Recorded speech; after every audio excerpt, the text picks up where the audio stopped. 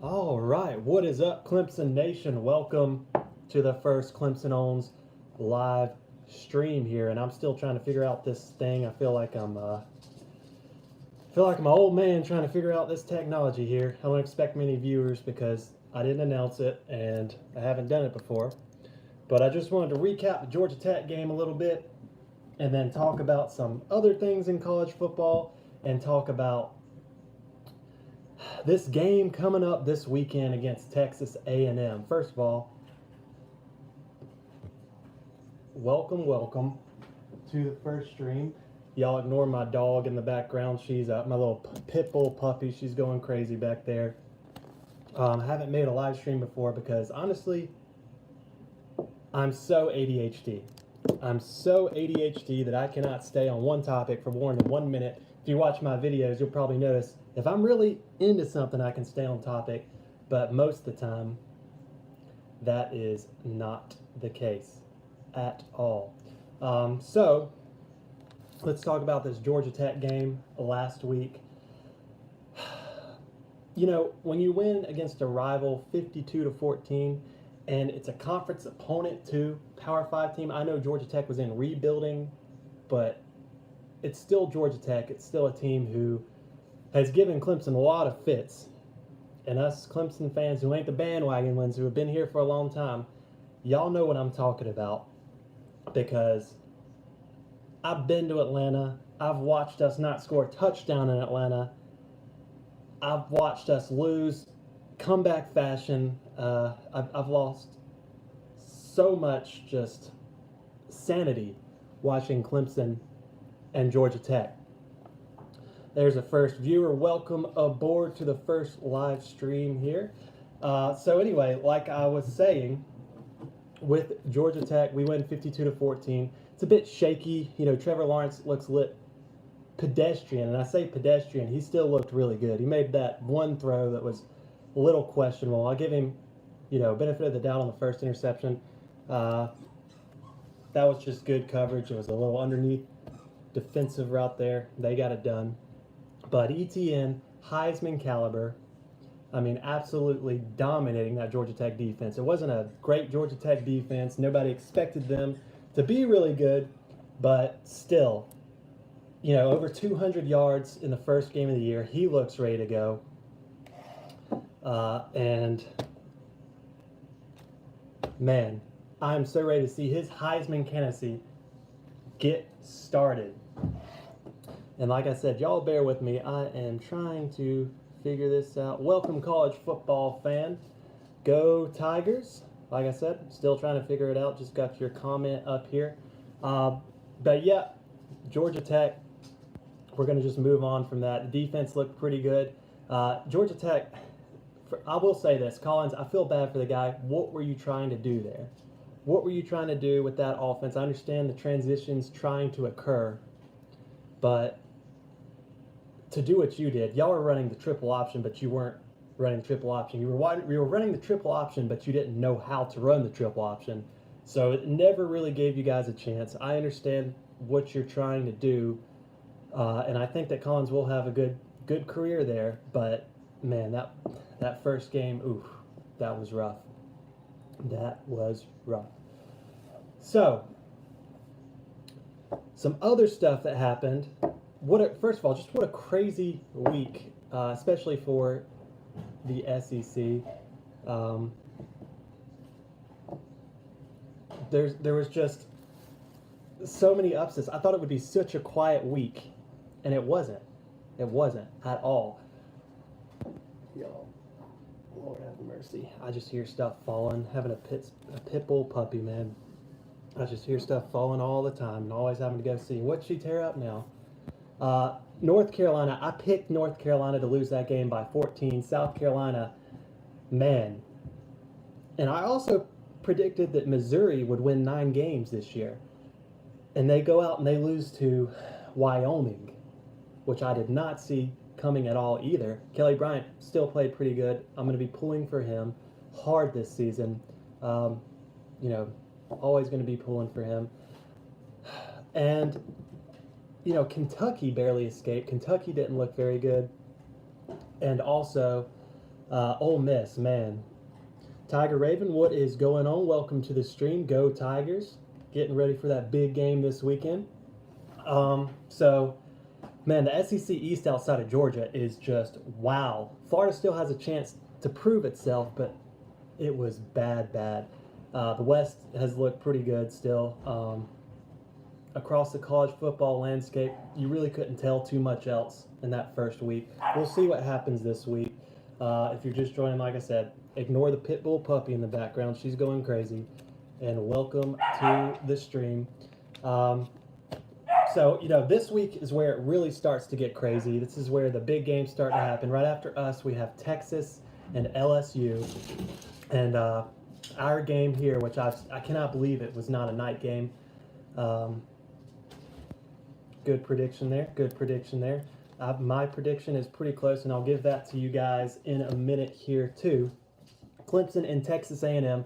Last year's game, everybody's going back and referring to that game and saying, you know what? Clemson should have lost that game. There was that fumble that happened. Kelly Bryant saved us. Everybody's saying Kelly Bryant saved us. Kelly Bryant had a great game. He had a great game. And I loved Kelly. I loved what he did that game. But I honestly do believe had Trevor Lawrence played that whole game and gotten full game of experience, he would have led us to a victory. That game, it really doesn't have much bearing on this year because you look at it. I was reading a stat the other day. Justin Ross had, it was either one catch. I think it was just one catch he had. It might have just been one target. Trevor Lawrence didn't play very long. I think ETN only got 2 carries. I remember thinking, why is ETN not getting more carries? I can't really remember what the reasoning would have been. But this year, you're seeing this offense that was against Alabama. You're not seeing the offense that was against A&M, which was a completely different offense. And we still put up 28 in that hostile environment. A&M comes this year. What is it? Hey, what is wrong with you? What is it? What? Why are you crying? Go on, little tiger. Go on. This year, A&M's coming in, and man, these players, they are cocky. They are cocky. Jimbo Fisher's players have not always been the quietest anyway. Y'all remember the 2013 team could back it up, but, Jameis was doing all that talking. There's been plenty of other players that have been doing a lot of talking. But 3 players so far have guaranteed victories against Clemson. And I think Tex Aggs reported it. And I don't know if Jimbo's okay with this.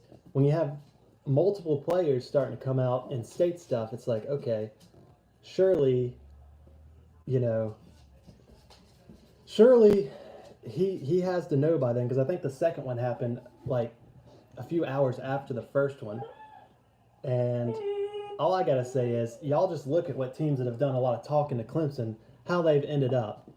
It hasn't been good for them, and especially in Death Valley. I'll never forget the year Georgia did all that talking in 2013, and then they come up there, and they get spanked. They meet us at the Hill, and it's going to be interesting to see, too, if A&M meets us at the Hill, because every time A&M has met us at the Hill, it's been bad for or not A&M, but a team in general. South Carolina's done it a few times. They've lost every time they've done that.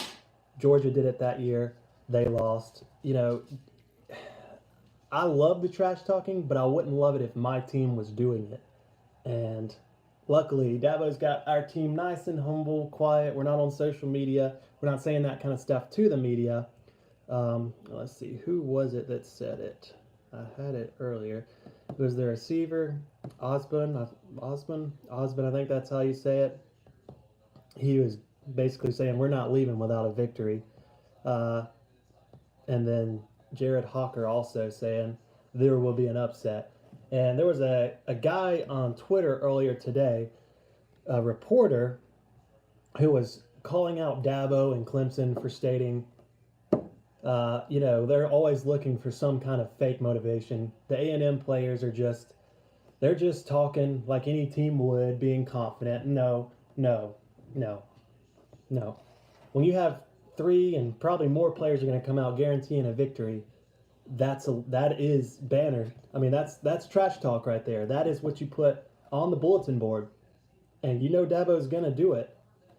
And I wouldn't want to be A&M Saturday.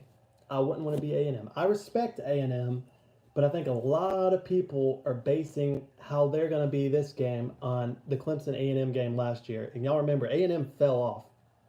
They fell off a little bit after they played us. They had a tough schedule. They have a tough schedule this year. But Mond, he was a miracle worker against Clemson.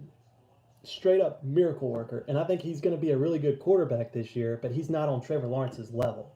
And Trevor Lawrence, he's going to want to prove himself after what happened last week, where, like I said, pedestrian by Trevor Lawrence standards. By most quarterbacks, that's a great game.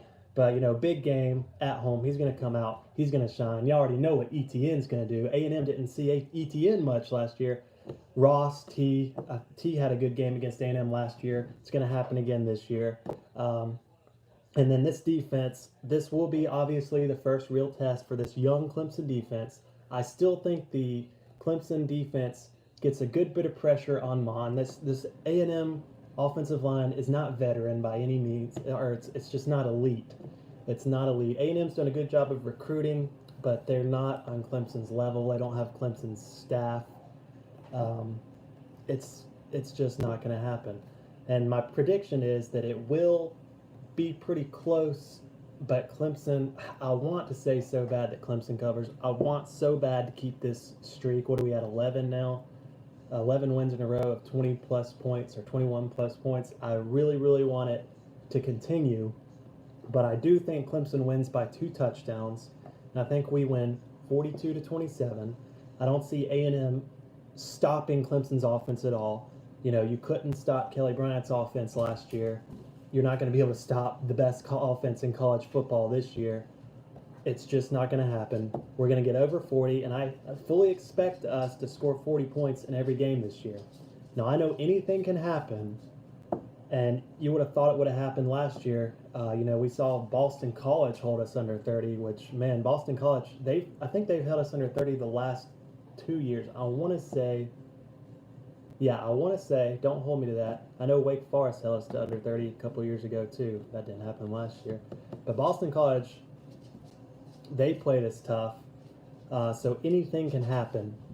But I fully expect us to score more than 40 points every game, this game included, and this will be a statement game for Clemson.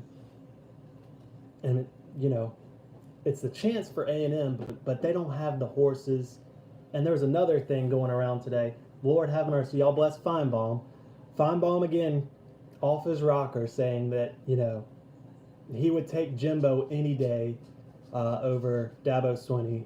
And it was just full of SEC fans shooting him right back down. Right back down. Right where he belongs.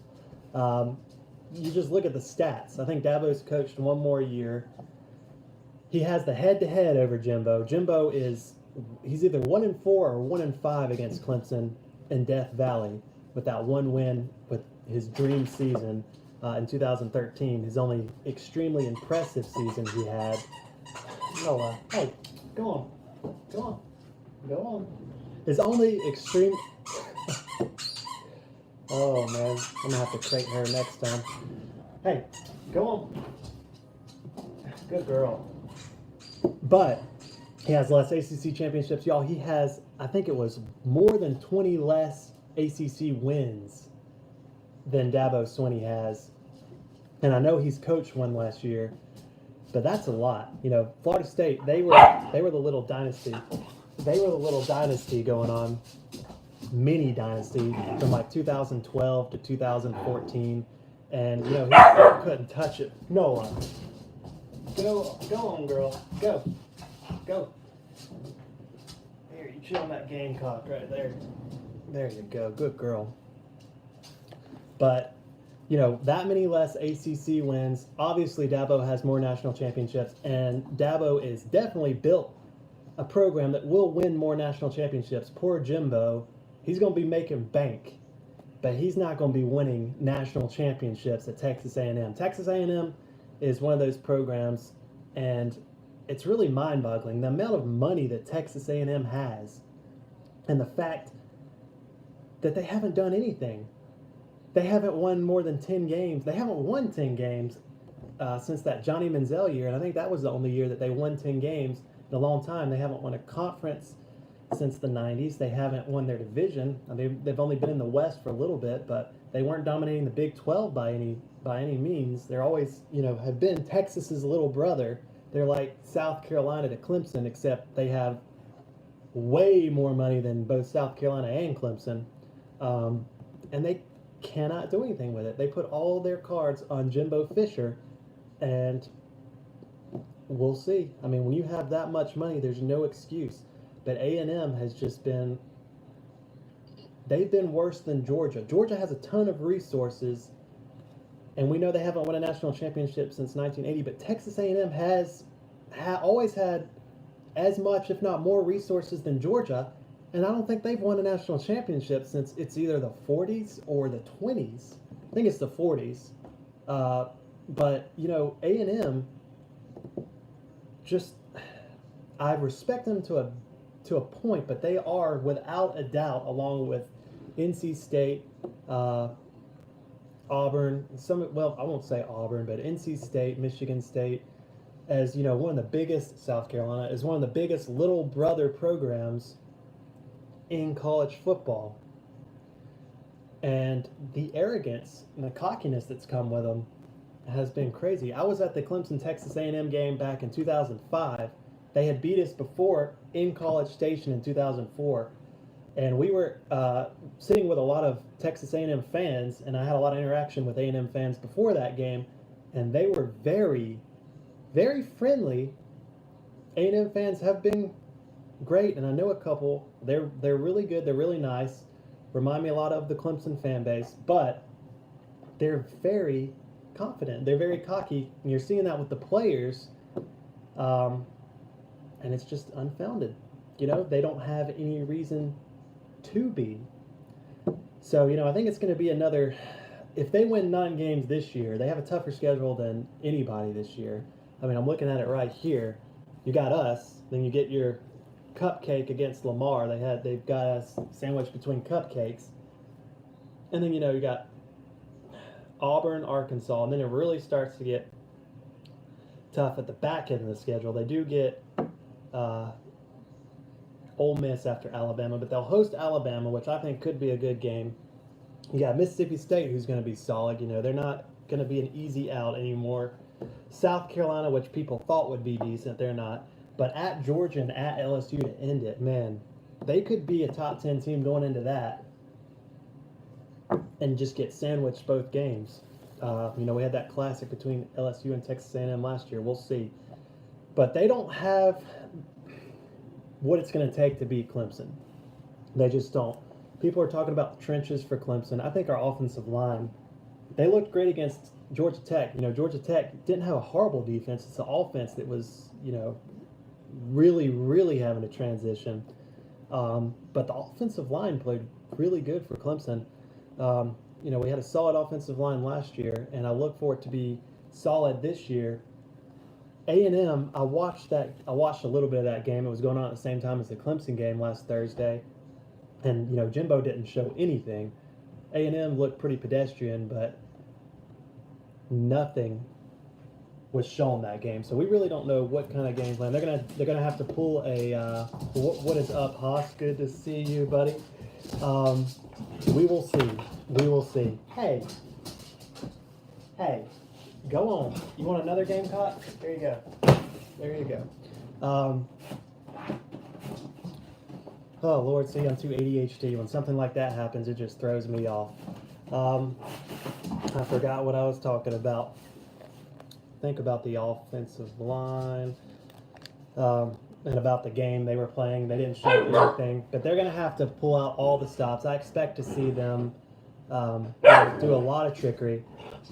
And like I said, my final score is going to be 42-27, and I'm going to go ahead and sign off for the first stream. I'm sorry, my dog is just being way too bad right now.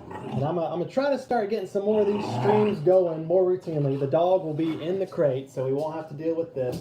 But thank you guys for coming out and taking a look at the first stream. Go Tigers. I will be in Death Valley as usual this Saturday. I normally try to do one stream or one vlog per year at these games. Last year it was the NC State game. The year before that, Auburn. And then in 2016, I believe it was Louisville. So I am going to try to get the stream this week.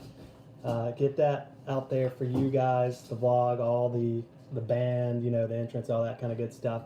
So I'm going to try to get that to you bright and early, starting with the tailgate. And we will see what happens. Go Tigers, and we will see you guys too. What's up, Hash Brown and Hoss? We will see you guys in Atlanta if you guys are the 4 seed again. From Baltimore, Maryland, man, you hopefully have a much cooler day than we will, because it is not going to be cool. It's going to be in the 90s in Death Valley. So I am prepared to drink a lot of water before the game this week. That's right, you wouldn't be able to handle it. But anyway, guys, I will be back. I'm sure I'll have a live stream, hopefully next week, talking about the Texas A&M game and the big Syracuse game next week. Sorry, this one had to be a little short. This was just like a little test stream. But Syracuse next week is going to be huge. Hopefully, I'll be on here and be excited because Clemson will have just smacked down the Aggies, kept that good old winning streak versus the SEC going. But we will see. So long, everybody. Let's see if I can figure out how to end this thing. And go Tigers.